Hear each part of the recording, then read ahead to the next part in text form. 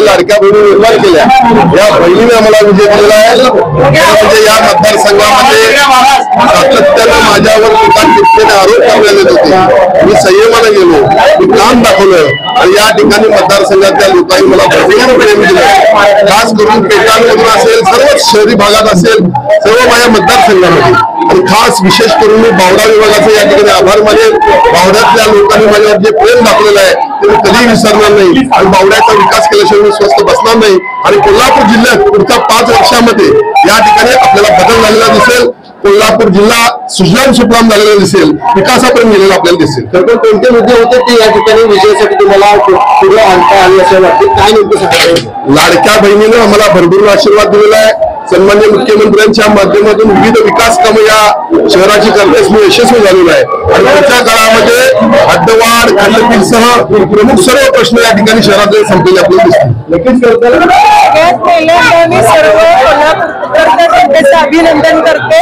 माननीय राजेश दादा क्षीरसागर हे पुन्हा एकदा आमदार झालेले आहेत आणि या त्यांच्या यशामध्ये कोल्हापूरच्या सगळ्या लाडक्या बहिणींचा मोठा वाटा आहे। त्या सगळ्या लाडक्या बहिणींचं मी पहिल्यांदा अभिनंदन करते।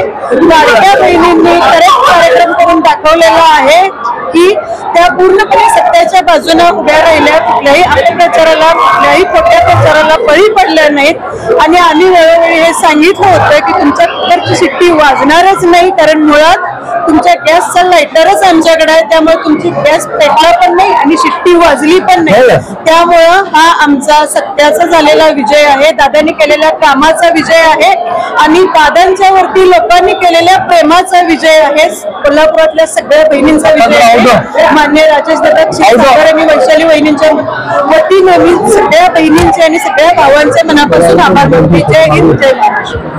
शिवसेना पक्षातील पदाधिकारी तुमच्या खांद्याला पक्षाने सहभागी होता, आज विजय मिळाला, काय वाटलं?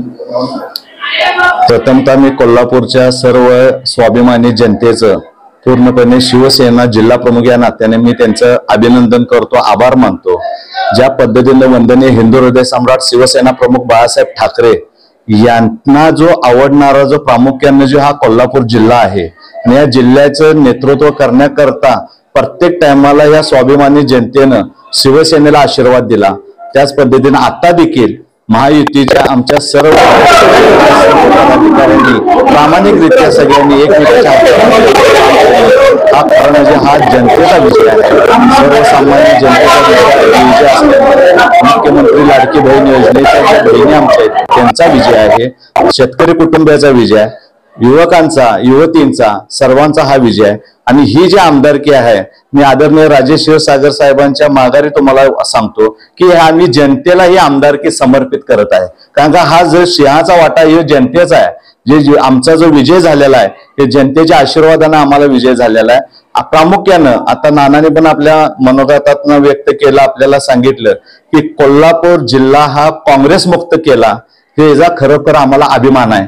कारण ज्यांची जी दादागिरी होती, जी दहशत होती, ही दहशत महायुतीच्या सर्व पदाधिकाऱ्यांनी मोडून काढलेले आहे आणि इथून पुढे कोल्हापूरचा विकास हाच आमचा ध्येय असेल आणि कोल्हापूरच्या जनतेची सेवा करणं हे आमचं प्रामुख्याने कर्तव्य असेल।